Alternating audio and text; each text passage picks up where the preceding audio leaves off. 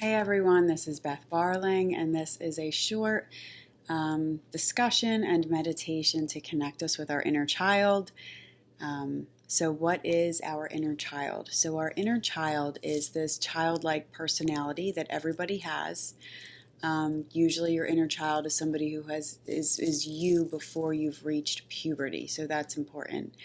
Whenever I meditate to connect with my inner child, she shows up very specifically as a 7-year-old girl in her first day of school outfit. That's how she shows up to me. Sometimes she shows up a little bit younger, but usually it's that 7-year-old girl that shows up when I'm doing my inner child work. So the inner child personality is its own personality. It is the personality that we had when we were children.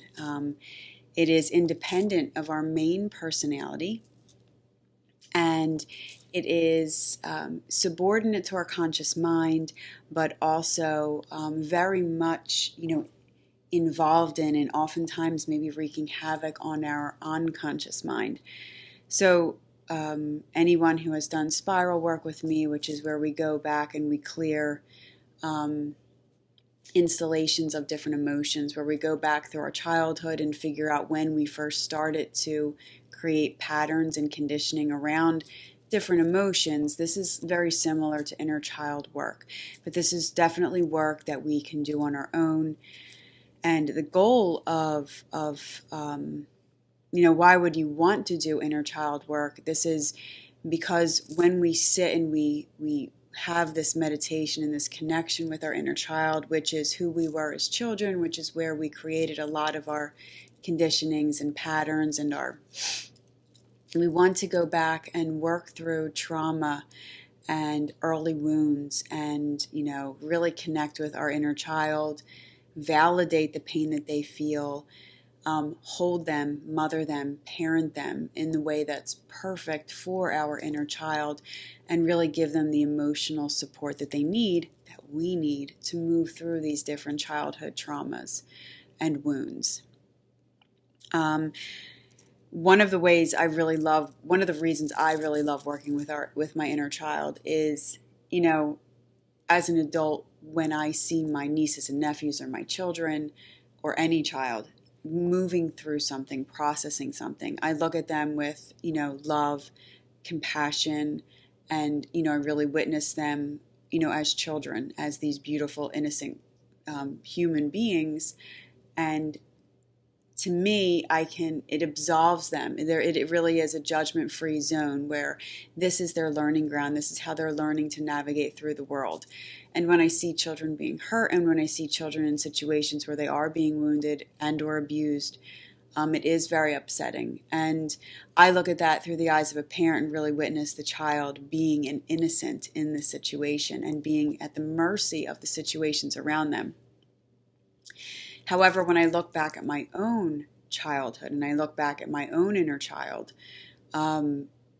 any experience that I had as a child, when I was that child, I didn't see my involvement as innocent. I owned a lot of situations. I owned a lot of emotions that weren't mine. I owned a lot of responses to situations that were not mine. Because I didn't know how innocent I was. I didn't realize I didn't realize that I was a child. So doing our inner child work is really sitting with that inner personality within us and saying, really holding that child and holding ourselves as children and saying, this is okay. This was not your fault. I love you exactly as you are. You're absolutely perfect. You did everything perfectly. There was no way you could have, put whatever you want in there.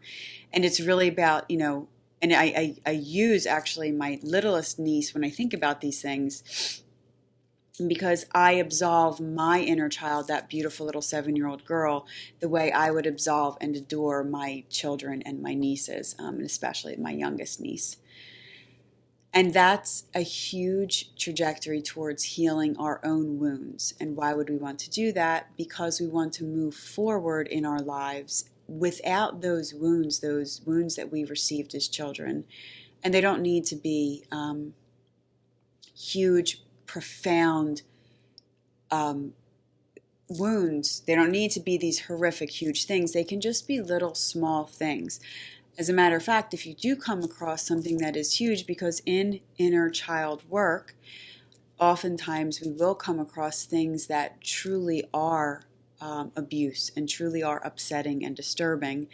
And a lot of times we don't realize that we were abused until we are in our adult years. And the reason I mention this is because if you wake up some kind of memories in situations like this, that is a big piece, and you can reach out to us to sort of help you navigate that and help point you in the right direction to navigate that.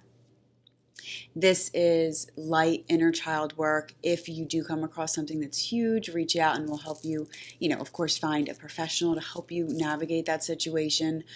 Of course, we can support you holistically, but I'm hoping that what we're working through are just really pieces of our first experience with being angry, the first experience of being jealous, the first experience of being tired, the first experience of feeling guilty for something, feeling shame for something, feeling fear, like cardinal feel, all these different feelings that we move through. So, very important when you start doing inner child work. A lot of times our inner child, if we consider that as a separate entity, this personality that's living within us, once we start connecting with him or her, it's a little hard to connect with him or her because you've been ignoring her, perhaps have been ignoring that part of you for so long. So sometimes we have to coax them out and love them and nurture them. And again, parenting our own inner child the same way we would with our own children or our own nieces and nephews or children that we love. So there's that piece. But once you start doing inner child work, it's a good idea to keep that inner child work up. Because if we wake up that piece inside of us, and that is a great trajectory to go on in the self-actualization, self-realization, and healing world, it's important to really keep that relationship up and cultivate that relationship. So that means a lot of different things. For me, I actually schedule monthly inner child healing days. So these are dates I have with my inner child where I do not do anything but allow, not the full day, but maybe a couple hours during the day, and I say, what does my inner child want to do? What do you need to do to move forward, to move, what do you need to do to feel good? How can I help you? And I'm going to make that as one of our journaling exercises. But there's a lot of different ways to connect with your inner child. And as you build a relationship, what our inner child is going through, if we're not ignoring it, we're paying attention to it, we need to continue to pay attention to it, because our inner child, if ignored, will wreak havoc in our lives. If he or she is ignored, if he or she is not taken care of and nurtured properly, those wounds and traumas that we had as children show up in our adult lives. They show up over and over and over again. So it's important to keep up that relationship. And then it gets to a place where you can sort of tell your inner child, if you feel, you'll start to notice what that feels like when these inner feelings are coming up. And sometimes I'll relate them to that moment where you're like, oh, this is the same situation that happened to me when I was in 4th grade. This is the same thing happening over and over again. This is your inner child, waking up and wreaking havoc. And so this is, you'll notice these moments, and sometimes they're not that obvious, but you'll start to really notice what that feels like when your inner child is starting to wreak havoc in your life. And you can take a step back and say to your inner child, I love you. I want to support you. I'm here for you. I need to finish this one piece, and then I'll come back to you a little bit later. And I'd like to thank the Sophia Code for that explanation very specifically. That's super important. I do not want to get into that too much, but if you do want to do a very deep inner child work, the Sophia Code, that's a huge part of doing the initiations in the Sophia Code. So I recommend that to you as well. So to get started, we are just going to connect with our inner child and just start a dialogue with our inner child. So I invite you to find yourself in an easy seated pose, closing our eyes and just taking a breath. And focusing on your breath, deepening the breath, the inhale and the exhale.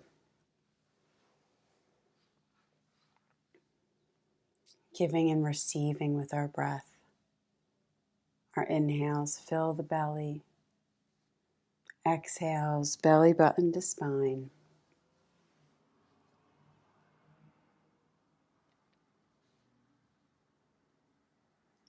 And taking a moment now to settle into your heart space, move into the heart, sending all of your attention to that space of infinite energy, that space of infinite spirals, and settling into our center of love, of gratitude, of self-love.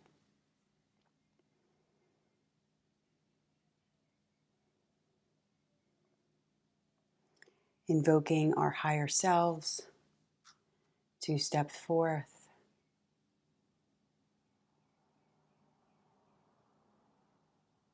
and bless this moment,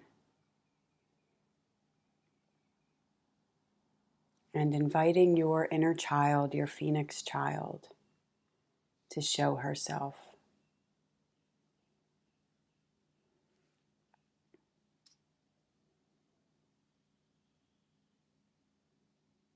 And taking a moment to witness what she looks like, how old she is, how young she is actually.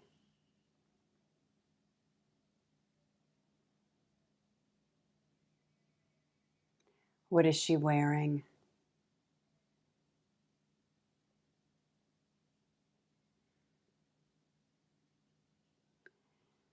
Where is she? What is the scene behind her?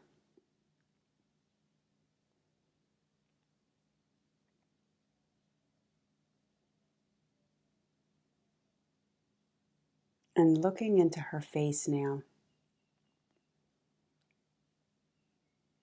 coming up towards this inner child persona,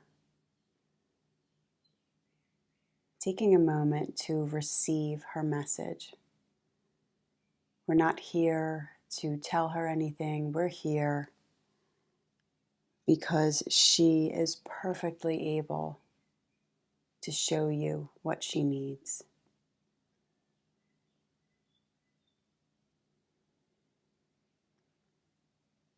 Moving into her energy, closing our eyes, opening up our heart space for availability, and just listen. Listen with your ears. Listen with as a full body experience. Taking in her gaze, her temperament. Has she deemed you worthy of hearing her truth?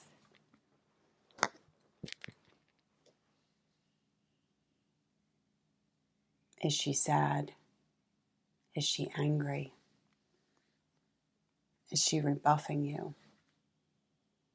Allow the moment to unfold exactly as it is, not designing it, but trusting in the perfection of what our higher self and Phoenix child are showing us.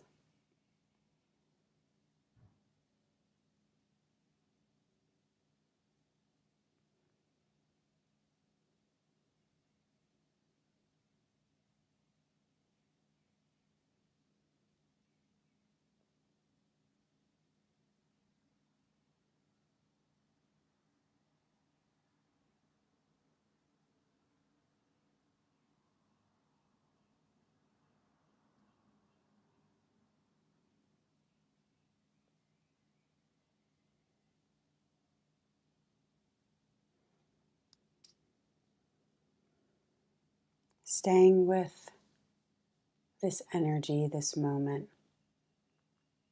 staying focused,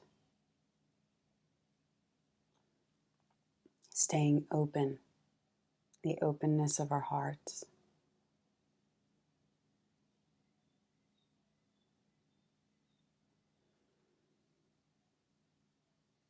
Your listening is a full-bodied experience, allowing emotions, memories,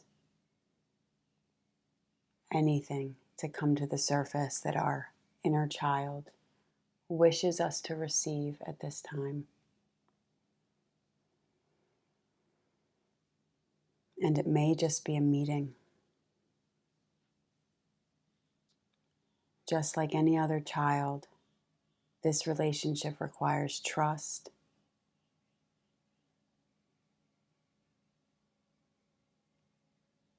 and faith in each other.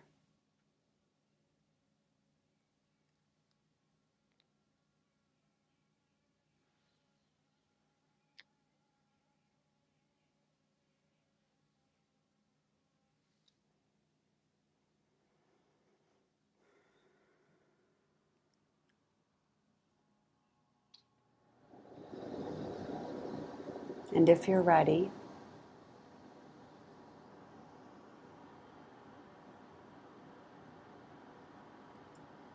gazing towards your phoenix child, your inner child, responding to what you've seen by saying, I witness you, I see you. It is safe to be in a relationship with consciousness and our inner child.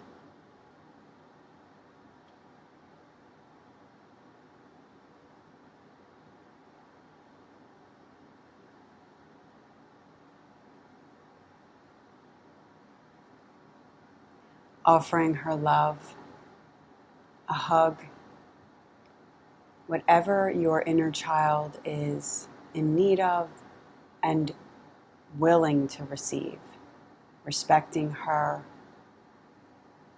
needs, wishes, and boundaries, parenting her, loving her in the most perfect way possible.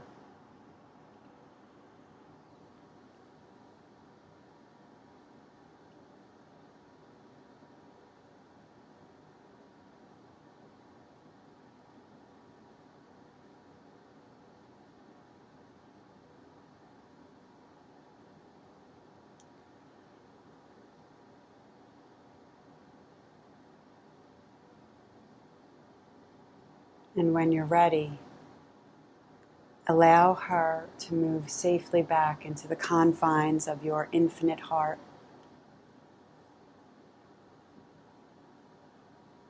And taking a moment to wrap your arms around yourself, the universe in which all of this magnificent exists within you.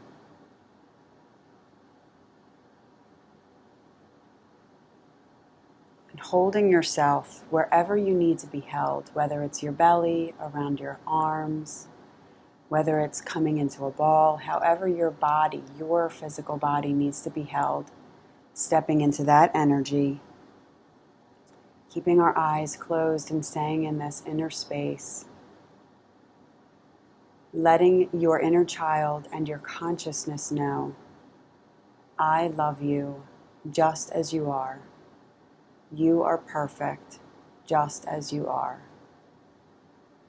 And say it as many times as you need to believe it and embody it.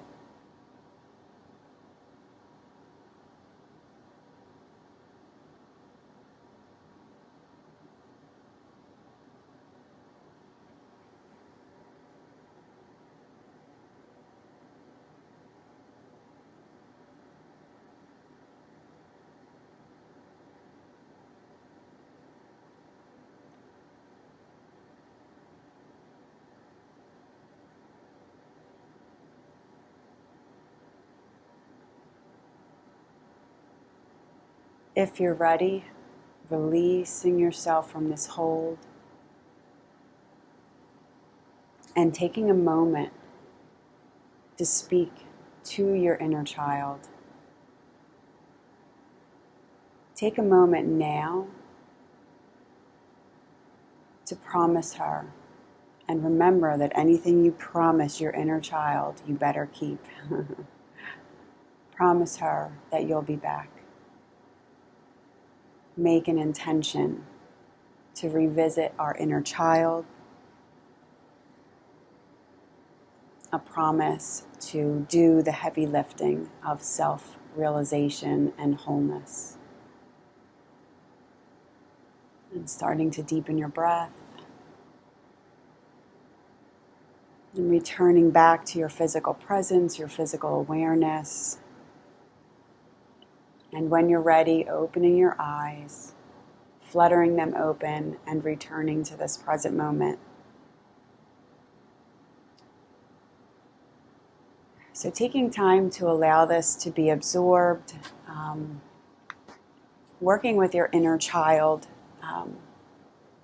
It is important to spend time with our inner child. It's important to spend time with our Phoenix child to really move through the journey from a perspective of wholeness, and to move through the pieces of our childhood that, there's many different ways to really heal that inner child, those wounds, those traumas, big or little. And one way is just to build a relationship of trust and faith with our inner child. And I'll let you do all the allegorical, psychological pieces of that kind of relationship. Or you can just allow it to be and maybe schedule a play date with your inner child. Schedule some time where you promise your inner child you'll be together. It allows her to relax, knowing that the message that she brings, the work that she's bringing to you, the creativity and magic that she is, all that creativity and magic that we were given at the start, that we are at our core, she embodies all that. So it's moving through the trauma of our inner child helps us to really uncover our perfect divine creativity and magic, because she holds the keys to those pieces. So cultivating a relationship with her and moving through the pieces she needs us to move through. For me, I like to schedule play dates once a month with my inner child, and they're usually they're amazing days. Sometimes they're trips to a amusement park, but I think the ones that are my favorite are where I just set aside 4 or 5 hours and just do exactly what my inner child wants me to do. My first was binge watching by myself and eating a gluten-free pizza. So it's really whatever your inner child wants you to do. It's really tapping into your inner child and witnessing what she needs. And you can always come back and use this meditation to connect with your inner child, or you can always just tap into your heart space now that you've seen her, you've witnessed her, you've met her, and let her appear and let her help you move through what needs to be moved through. So thank you so much for practicing with me. Namaste, everyone.